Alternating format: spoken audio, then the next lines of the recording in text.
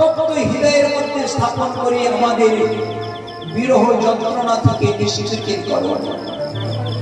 কত ক্রূর খল কালেও তার মস্তকে তুমি তোমার চরণ স্থাপন করেছো আমাদের হৃদয়ে, তা অপেক্ষা থেকে কষ্টদায়ক আসনা প্রভু তোমার এই হস্তকে আমাদের মস্তকে ধারণ করে আমাদের আশীর্বাদ করো।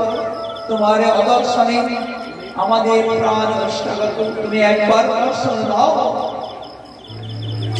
রাধারানীর ব্যাকুলতা দেখে আজ স্বাভাবিক গোবিন্দ সেই স্থানে প্রকটিত হয়ে হবার সঙ্গে সঙ্গে রাধারানী বড় আদরের সহিত সেই স্থানে আঁচল পেতে আঁচলে ওখানে বসিয়ে কে কেমন করে আদর করবে, কেউ হস্ত ধারণ করেছে, কেউ চিবুক ধরেছে, কেউ স্কন্ধে হস্ত দিয়ে গোবিন্দকে বড় আদর করতে আরম্ভ করেছে। গোবিন্দ বলেছিলেন সেই সময়, হে গোপী, হে রাধে,